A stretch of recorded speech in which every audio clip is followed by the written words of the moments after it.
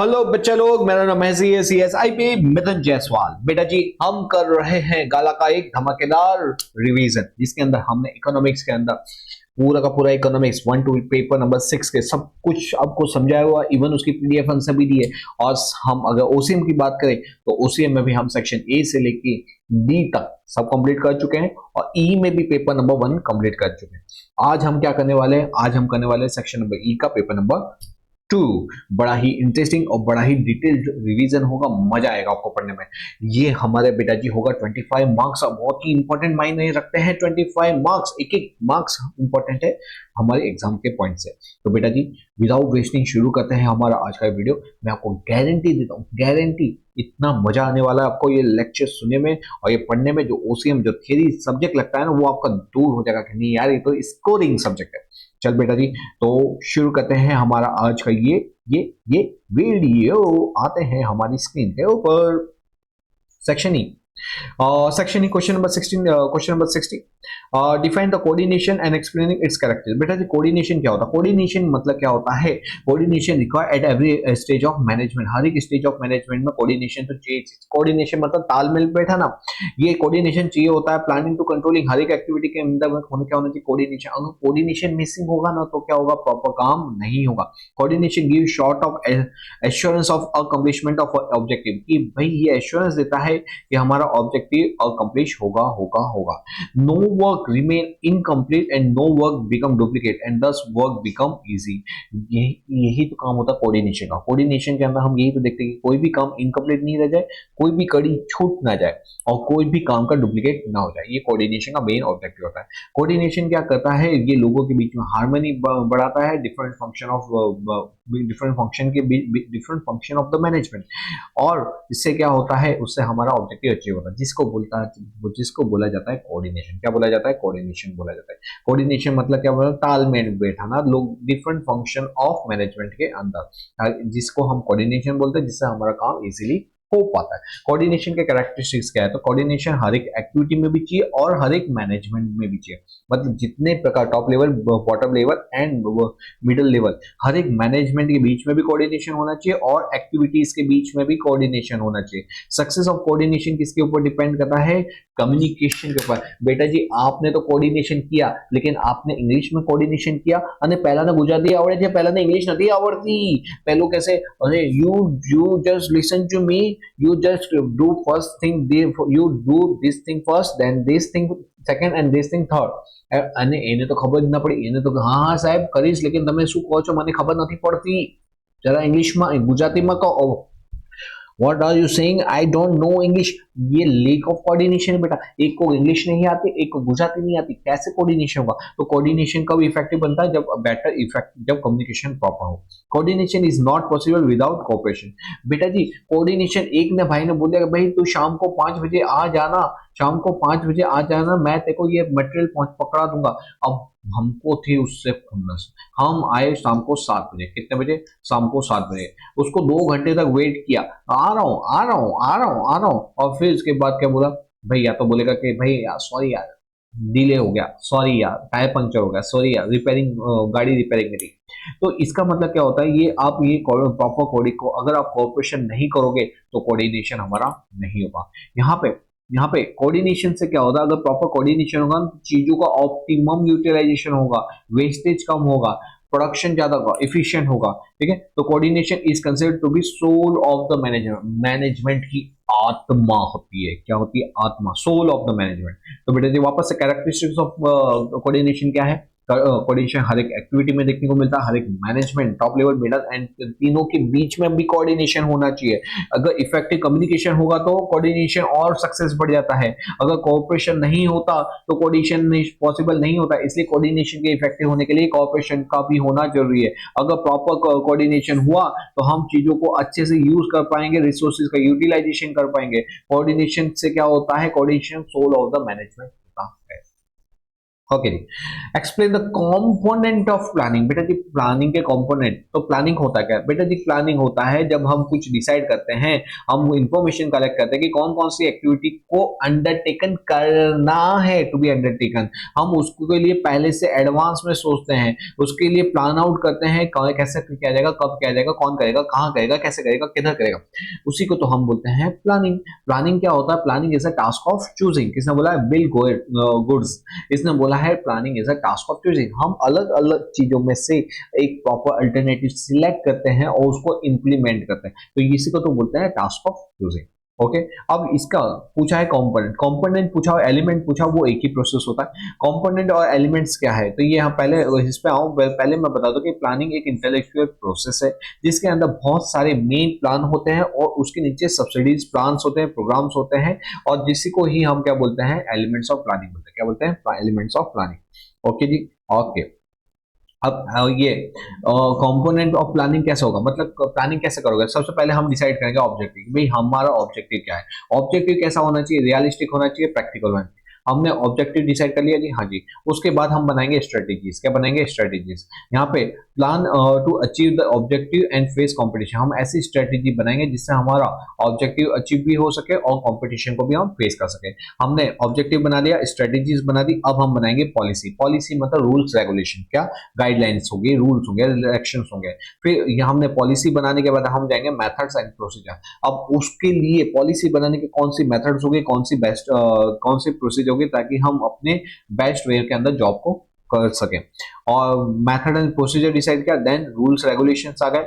और rules regulation मतलब कोई भी जो definite instruction to maintain discipline, ये डिसिप्लिन मेंटेन रखने के लिए रूल्स रेगुलेशन, ताकि क्या हो, कोई भी डाउट ना हो, कोई भी कंफ्यूजन ना हो, रूल्स रेगुलेशन बना लिए। उसके बाद हमने बनाया बजट। बजट बनाएंगे क्यों? क्योंकि हम इनकम और एक्सपेंस को, क्योंकि अगर हम बजट नहीं बनाएंगे, भाई इतने का टारगेट है, इतना टारगेट अचीव होना चाहिए, अगर हमने बजट नहीं बनाया तो कोई कैसे भी काम करेगा। हमने अगर बजट नहीं बनाया कि इससे ज्यादा एक्सपेंस नहीं करना, तो हम ऐसे कुछ भी फालतू एक्सपेंस करते रहेंगे, तो हमको बनाना पड़ेगा बजट। और लास्ट होता है programmes, series of activities to be undertaken to achieve on time. उसके लिए हम बनाएंगे प्रोग्राम।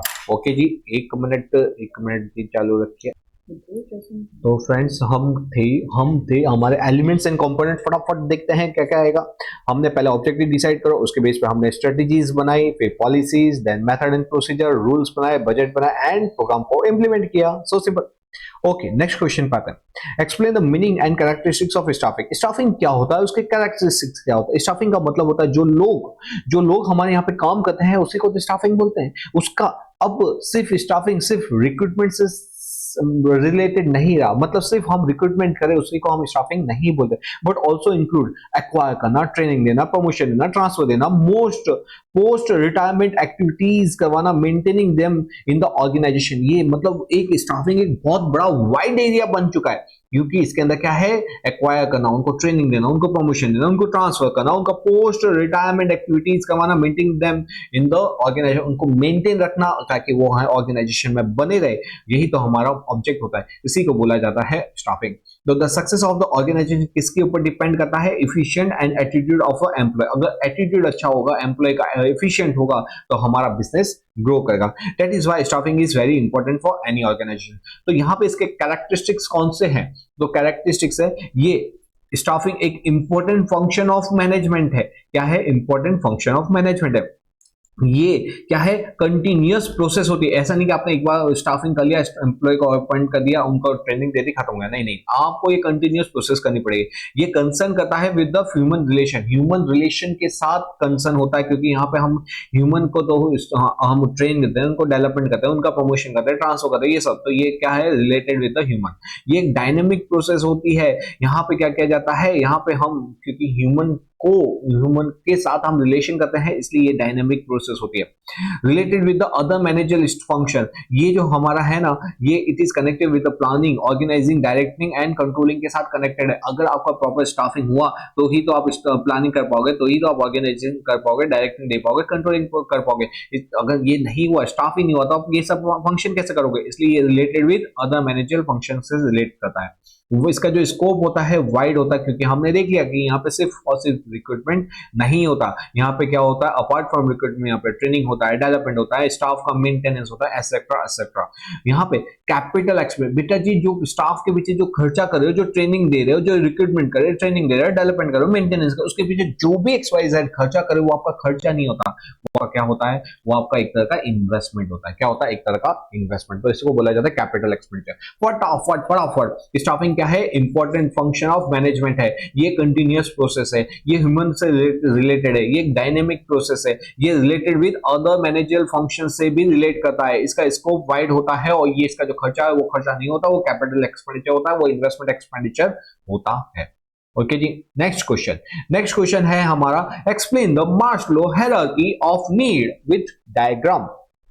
ठीक है, तो आपको यहाँ पे मैंने डायग्राम नहीं बनाया हुआ है, लेकिन आपको इस तरह का डायग्राम बनाना है। ओके, 1 2 3 4 5 इस तरह से आपको डायग्राम बनाना है, जिसके अंदर आपको बतानी है शुरू के 3 फिजिकल, पहले आएगा physical, then safety, then social, then esteem, और लास्ट में ऊपर आएगा सेल्फ एस्टीम वाली नीड्स। ठीक है जी, इस तरह से डायग्राम बनाना है। ये मास्लो की ये जो हायरार्की वो है क्या, तो ये बोलता है भाई जो हमारा ह्यूमन है ना, उसको हर एक टाइम पे अगर एक बच्चा होता है 2 साल 5 साल का, उसको हर एक, अगर 2 साल का बच्चा है उसको खिलौना जो पसंद है, उसको जब वो 4 साल का होगा तब को वही का वही खिलौना पसंद नहीं होगा, जब वो 7 साल का होगा तब उसको वही का वही खिलौना पसंद नहीं होगा। मतलब उसकी खिलौना, उसका टाइप, उसका जो चूज है, उसका जो हैप्पीनेस है वो टाइम के अकॉर्डिंग चेंज होता रहता है। तो ऐसे ही हमारे जो मेंस की नीड है वो चेंज होती रहती है from time to time.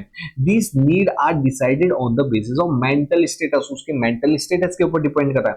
Human being are motivated if their needs are satisfied, अगर उनकी नीड सेटिस्फाई हुई तो वो मोटिवेट होंगे, लेकिन अगर वो उनकी नीड सेटिस्फाई नहीं होगी तो फ्रस्ट्रेट हो जाएंगे। After studying human psychology, mister Abraham Maslow, ये जो मास्लो थियरी है, इसी का जो जिन्होंने बनाया था थियरी, उसका नाम है Abraham Maslow, had formulated hierarchy needs in priority order. तो इन्होंने एक हायरार्की नीड दी थी जिसकी ऑर्डर इस तरह से किया था। पहला उन्होंने क्या रखा, फिजिकल एंड प्राइमरी नीड की, देन रखा safety need, then social need, then esteem need, and then self esteem need. ये जो शुरू की 3 नीड होती है उसको हम लोअर नीड बोलते हैं, जो बाद वाली नीड होती है उसको हायरार्की नीड्स बोलते हैं। बेटा जी मैं आपको बता दूं, डायग्राम बनाना यहाँ पे मत भूलना वरना मार्क्स कटेंगे, हमारे जैसे बुक्स में दिया हुआ है। ठीक है, पहला बेसिक नीड्स, पहला आ रही है हमारी कौन सी, फिजिकल नीड्स। फिजिकल या तो प्राइमरी नीड्स, उसको क्या बोलते हैं फिजिकल नीड्स या तो प्राइमरी, मतलब हमको चाहिए रोटी कपड़ा और मकान, रोटी कपड़ा और मकान, हाँ जी। फूड, वाटर, क्लोथ, शेल्टर चाहिए। ठीक है, और जैसे ही हमारी ये वाली नीड्स कवर अप होती है, फिर हम चाहते हैं सेफ्टी नीड्स। सेफ्टी नीड्स के अंदर हमको क्या चाहिए होता है, जॉब सिक्योरिटी, हमको प्रोटेक्शन चाहिए होता है, रेगुलर इनकम चाहिए होती है, हेल्थ सेफ्टी चाहिए होती है। ठीक है, तो ये हम हमारे सेफ रहें, जहां रह रहे वहां पे हम अच्छे से रह सके, खुशी से रह सके। हमको सेफ्टी चाहिए इन टर्म्स ऑफ हेल्थ के, हमको सेफ्टी चाहिए होती है इन टर्म्स ऑफ जॉब की, हमको प्रोटेक्शन चाहिए, हमको सेफ्टी चाहिए होती है कि हमारी रेगुलर इनकम बनी रहे।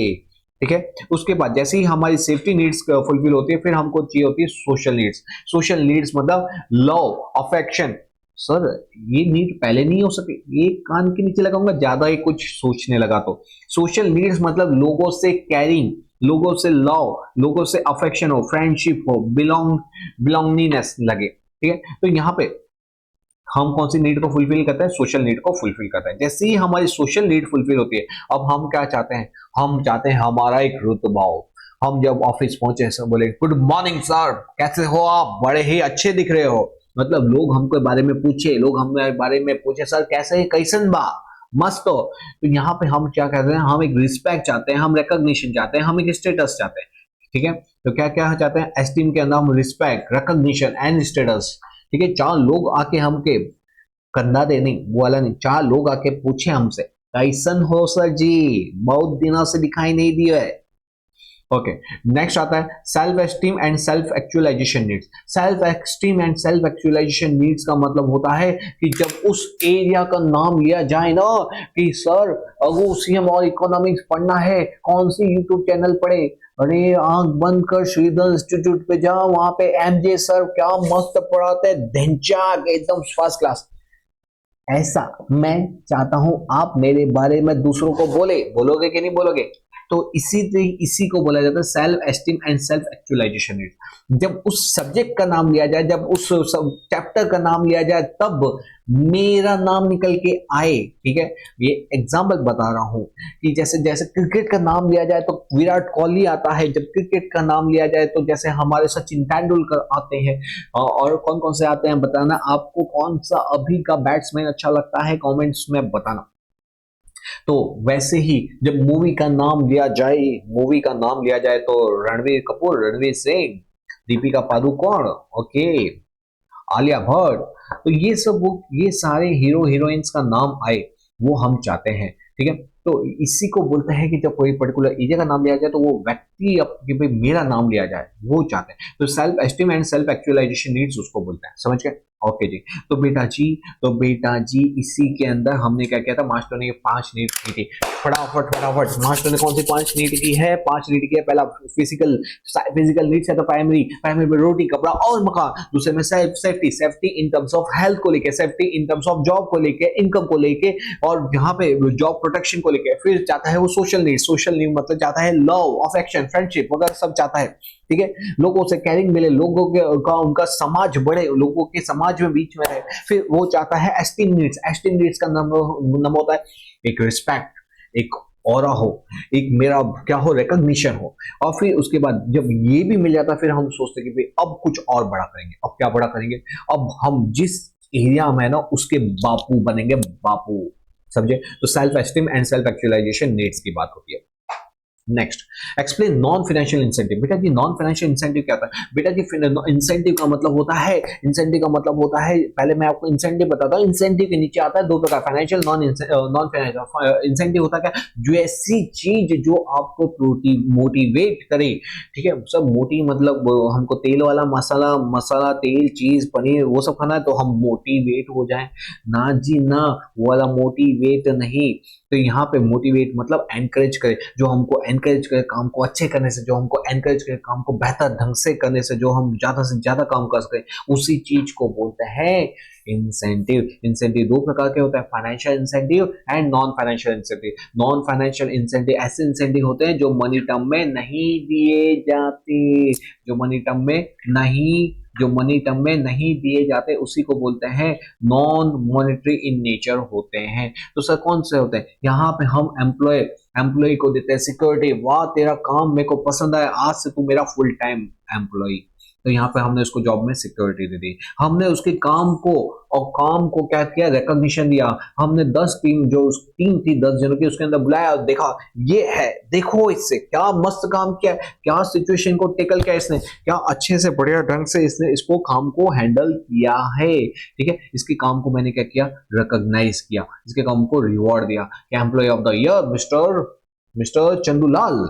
ओके, फिर नेक्स्ट आता है असाइनमेंट ऑफ रिस्पॉन्सिबिलिटी। हम पहले वो बंदे को एक छोटी सी रिस्पॉन्सिबिलिटी देते थे, लेकिन अब मैंने क्या किया, उसको ज्यादा रिस्पॉन्सिबिलिटी। तुम्हारा काम मेरे को पसंद आ रहा है, तुम बहुत अच्छा काम कर रहे हो, मैं चाहता हूं कि तुम अपना जो एरिया है, तुम अपना एक्सपर्टाइज है वो और ज्यादा डेवलप करो। आज से मैं तुमको एक एरिया नहीं, आज से तुम्हारे अंडर में 3 एरिया आएंगे, तुमको ये काम संभालने का। तो उसको लगेगा वाह सर ने मेरे पे ट्रस्ट करा है, तो मैं इसको और अच्छा प्रूव करूंगा। तो यहाँ पे हम क्या करते हैं, एम्प्लॉय की रिस्पॉन्सिबिलिटी बढ़ाते हैं। फिर हम क्या करते हैं, उसको एडवाइजर बनाते हैं। भाई सुन ये प्रॉब्लम है यार, समझ नहीं आ रहा, काफी टाइम से सोच रहा हूँ, तेरे को क्या लगता है इसको कैसे टेकल किया जाए? तो बोलता है कि सर मुझको लगता है ये ऑप्शन भी है, ये भी ऑप्शन है। फिर हम सोचते हैं अच्छा तेरा दो ऑप्शन है, उसमें से ये वाला ऑप्शन मेरे को अच्छा लगा, चलो इसको इम्प्लीमेंट करते हैं। ठीक है, जैसे जेठालाल है, नट्टू और बागा को बुलाता है, भाई दिवाली आ रहा है, कुछ स्कीम के बारे में सोचा कि नहीं? बोले हाँ सर, इस बार एक काम करते हैं हम, अगर आप 5,000 का गुड्स खरीदो तो 10% डिस्काउंट, और 50,000 का गुड्स खरीदो तो 20% का डिस्काउंट देंगे।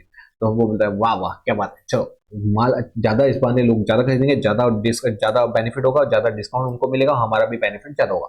मतलब क्या किया जेठालाल ने, नट्टू काका एंड बागा को अपने बिजनेस का के अंदर एडवाइजर बनाया। तो उनको वो मोटिवेट लगता है कि हाँ साहब ने मुझसे पूछ के ये स्कीम फाइनल की है, तो ये स्कीम को मैं इसको सफल बनाऊंगा। फिर हम करते हैं वेलफेयर एक्टिविटी एंड एमिनिटीज वगैरह देते हैं। वेलफेयर एंड एमिनिटीज का मतलब क्या होता है, हम लोगों के लिए काम करते हैं, उनको एमिनिटीज देते हैं। जैसे हम उनको मेडिकल फैसिलिटी दे दी, कैंटीन फैसिलिटी, खाना फ्री कर दिया, उनको छुट्टी दे दी 7 दिन के लिए, जहाँ घूमना है घूम के आओ, रेस्ट लेके आओ, उनकी स्पोर्ट्स एक्टिविटी करवा दी, ट्रेनिंग करवा दिया, उनका परफॉर्मेंस को इम्प्रूव करवा दिया। इसी को क्या बोला जाता है? इसी को बोला जाता है वेलफेयर एक्टिविटी। मतलब हमने उनको इंसेंटिव कुछ नहीं दिया, पैसे में नहीं दिया, नॉन इंसेंटिव दिया। और लास्ट है अदर इंसेंटिव, उनको हमने हाउसिंग दिया, इंश्योरेंस दिया, ट्रांसपोर्ट दिया, एजुकेशन फैसिलिटी, उनके बच्चों को एजुकेशन फैसिलिटी दे दी, जिससे वो क्या होते हैं, मोटिवेट होते हैं और वो सोचते हैं वाह मेरी कंपनी मेरा कितना ध्यान रखती है। तो बेटा जी यहाँ पे हम एम्प्लॉय को फाइनेंस टर्म में नहीं दे रहे, नॉन फाइनेंशियल दे रहे, क्या दे रहे हैं हम उनको? एम्प्लॉयमेंट गारंटी दे रहे हैं। उनको क्या दे रहे हैं? वर्क रिकॉग्निशन करें, उनको रिस्पॉन्सिबिलिटी असाइन करें, उनको एडवाइजर बना रहे हैं, उनके वेलफेयर एक्टिविटीज एंड एम्यूनिटीज बना रहे हैं, उनको अदर इंसेंटिव दे रहे हैं। नेक्स्ट क्वेश्चन, बेटा बेटा व्हाट आर द कंपनसेशन और relief available to the consumer according to consumer protection act. बेटा जी अगर कोई कंज्यूमर के साथ कोई चीटिंग होती है, कोई धोखाधड़ी होती है, तो उसको क्या क्या रिलीफ मिलेगा? ओके, क्या क्या रिलीफ मिलेगा? तो वो क्या क्या रिलीफ मिलेगा? यहाँ पे पहला नंबर है कि हम उसको ऑर्डर देंगे, भाई सुन ले सेलर, ये जो तूने डिफेक्ट किया ना, ये डिफेक्ट को अभी के अभी रिमूव कर। क्या कर? जितने भी एग्जिस्टिंग प्रोडक्ट्स है ना, उसमें से ये डिफेक्ट को रिमूव कर। दूसरा, हम उसको क्या बोलेंगे, ये यार तूने इसको कैसा डिफेक्टिव प्रोडक्ट किया है, मैं तुमको ऑर्डर दे रहा हूँ कि तुमको इसके अमाउंट रिफंड करनी पड़ेगी। क्या करनी पड़ेगा? अमाउंट को रिफंड करना पड़ेगा। जिस चीज को तुमने बेचा है उसको उसके पैसे वापस लौटाने पड़ेंगे। मतलब हम क्या करें बेटा जी, हम पहला ऑर्डर दे रहे हैं, हम मतलब कोड ये कंज्यूमर, आप कंज्यूमर प्रोटेक्शन कंज्यूमर कोर्ट में जाओगे ना, तो कंज्यूमर कोर्ट क्या करेगी, जो अगर सपोज आपका आप कंज्यूमर हो और आपका जो केस है वो सही है, तो हम जो जो प्रोड्यूसर था, जो मैन्युफैक्चरर था, जो सर्विस प्रोवाइडर था, उसके सामने क्या लेंगे? एक्शन लेंगे। कैसे एक्शन लेंगे? उसको बोलेंगे भाई अपने प्रोडक्ट में से ये डिफेक्ट निकाल, अपने जितने भी अमाउंट तुमने लिए है ना इनसे सेल करने के सामने, उस सभी को अमाउंट को इनकी अमाउंट उनको वापस लौटा दे। फिर दूसरा, exchange defective product with the fresh new product. उनको क्या कर, तू नए प्रोडक्ट दे, जितने भी ओल्ड डिफेक्टिव प्रोडक्ट को वापस लो और नए प्रोडक्ट दो। फिर हम उसको डायरेक्ट करेंगे कंपनसेट अदर पार्टी। इसके तेरे तेरी नेग्लिजेंसी, मैन्युफैक्चरर सर्विस प्रोवाइडर तेरे नेग्लिजेंसी के कारण जो प्रॉब्लम सफर हुआ है, जो लॉस और इंजरी हुई है, उसका उनको कंपनसेशन दे। ठीक है। फिर यहाँ पे हम उसको उसके अलावा बोलेंगे भाई तुमको पेनल्टीज भी देना पड़ेगा। क्यों खाली कंपनसेशन? उसको इतनी तकलीफ हुई, उसके इतना लोचे हुए, उसके इतना गुड्स चल गया, या तो उसके फिजिकल कोई डैमेज हुआ, तो तुमको क्या करना पड़ेगा? पेनल्टी भी देनी पड़ेगी। और अगली बार से ऐसा ना हो, इसलिए हम क्या करेंगे, इस तरह की unfair and prohibitive business practice को क्या करेंगे, can be stop and can order not to repeat the same in future. हम बोलेंगे आज से तू ये गुड्स बेचेगा नहीं, आज से ये प्रोहिबिटिव बिजनेस एक्टिविटीज, ये आज से ये बिजनेस एक्टिविटी प्रोहिबिट हो जाती है, तुम इसको रोक आगे नहीं करोगे, ऐसी अनफेयर पॉलिसी नहीं चलाओगे। हम उसको प्रैक्टिस को ही बंद करवा देते हैं। फिर हम क्या करते हैं, जितना भी प्रोडक्शन हुआ है, जितना भी सेल हुआ है ना, उसको हम स्टॉप कर देते हैं कि जितना भी प्रोडक्शन मार्केट से सबका सब गुड्स उठा लो, आगे किसी को भी ये गुड्स बेचा नहीं जाएगा। ठीक है जी। तो यहाँ पे production of and sale of share can be stop. Next है, अगर अगर अगर अगर बेटा जी इफ द डिफेक्टिव प्रोडक्ट और डिफिशिएंट सर्विस इज फाउंड, अगर क्या है, डिफेक्टिव प्रोडक्ट है या तो सर्विस है, तो हम बोलेंगे भाई एक काम का, जितना भी तेरा टोटल सेल्स है ना, उसका 5% क्या, उसका 5% तो किधर डिपॉजिट का, कंज्यूमर प्रोटेक्शन फंड में का, या तो ऐसी ऑर्गेनाइजेशन ऐसी इंस्टीट्यूशन को दे जो क्या काम करवाती है, जो जो ये कंज्यूमर प्रोटेक्शन के लिए काम करती है, उस ऑर्गेनाइजेशन को 5% ऑफ द टर्नओवर को अमाउंट देना पड़ेगा एज अ डोनेशन। ठीक है जी। ओके। और लास्ट है, it can remove the misleading advertisement and introduce improvise advertisement. तो क्या कर, ये जो फालतू की जो एक खरीदो और सॉरी एक पे 21 दिन में पैसा डबल, या तो 50 दिन में पैसा 3 गुना, ऐसी जो भी फालतू एडवर्टाइजमेंट है, सब मिसलीडिंग एडवर्टाइजमेंट को रिमूव करो और एक फ्रेश एडवर्टाइजमेंट, रियल एडवर्टाइजमेंट कर। तो बेटा जी ये होता है रेमेडी, किसको मिलता है? मिलता है कंज्यूमर को। किसके सामने मिलता है? सेलर के सामने, प्रोड्यूसर के सामने, सर्विस प्रोवाइडर के सामने मिलता है। ठीक है जी। ओके, फटाफट बोलते हैं, वापस से क्विकली मेरे साथ बोलो जल्दी, क्या क्या होगा भाई? प्रोडक्ट के अंदर से डिफेक्ट रिमूव करो, अमाउंट को, मनी को रिफंड करो, जो भी डिफेक्टिव एक्सचेंज, जो भी डिफेक्टिव प्रोडक्ट था उसके सामने क्या दो, न्यू प्रोडक्ट दे दो। यहाँ पे जो भी उस पार्टी को सफर इंजरी लॉस हुआ है उसका क्या दो, आप कंपनसेशन दो। फिर क्या करो, अगर लगता है कि उसने बहुत ज्यादा ही गलत काम किया, तो उस सेलर पे पेनल्टी ठोको। उसके जितने भी ऐसे अनफेयर एंड अनफेयर जो भी ऐसी जितनी भी ऐसे बिजनेस प्रैक्टिस है जो अनफेयर है, उसको क्या कर दो, आप प्रोहिबिट कर दो, उसको स्टॉप कर दो। फिर उसके बाद क्या करो, production and sale of harmful product को क्या कर दो, और प्रोडक्शन सेल को ही आप क्या करो, बंद करवा दो। मतलब यहाँ पे हमने मार्केट, उसका प्रोडक्ट तो मार्केट से खींच ही लिया, उसका प्रोडक्शन भी बंद करवा दिया, उसका सेल्स जो ऑलरेडी गुड्स पड़े हुए उसके स्टोर पे उसका भी सेल बंद करवा देते हैं। फिर उसके बाद भी हमको लगता है कि नहीं नहीं, तुम्हारा जितना भी सेल हो ना उसका 5% तुम किधर दे दो, हम कंज्यूमर प्रोटेक्शन फंड के अंदर डिपॉजिट करो एज अ पेनल्टी। मतलब ऊपर तो पेनल्टी लगाई लगाई, वो उसके अलावा हम उन्हें उसको पर्सनल पेनल्टी भी लगाई 5% ऑफ सेल, वो कहाँ डिपॉजिट करवाने के लिए, कंज्यूमर प्रोटेक्शन एक्ट के अंदर। फिर हमने उसको बोला कि जितनी भी ऐसी एडवर्टाइजमेंट की है जो मिसलीडिंग है उसको फ्रेश एडवर्टाइजमेंट करो, ये तुम्हारी सजा है। तो बेटा जी यहाँ पे हमने क्या किया, हमने एक धनाधन हमारा पेपर नंबर 2 को कंप्लीट किया। हमने पेपर नंबर 2 सेक्शन नंबर ई कंप्लीट कर दिया। और मैं आपको बता दूं, अगर आपने पेपर नंबर 1 नहीं देखा तो वो भी देख लेना, पेपर नंबर 1 पेपर नंबर 2 हो चुका है। तो चलो मिलते हैं कुछ ऐसे ही इंटरेस्टिंग वीडियो के साथ नेक्स्ट टाइम। देन पढ़ते रहिए और हाँ, चैनल को सब्सक्राइब कर लेना क्योंकि ये तो शुरुआत है, पिक्चर अभी बाकी है मेरे दोस्त। और अच्छा लग रहा हो, अच्छा क्यों नहीं लगेगा, मजा आया हो तो कमेंट लिखो और अपने फ्रेंड के साथ भी भेजो बेटा, क्यों अपने तक सीमित रखते हैं ये नॉलेज को। चलो मिलते हैं कुछ ऐसे इंटरेस्टिंग वीडियो के साथ नेक्स्ट टाइम। बाय बाय, सी या।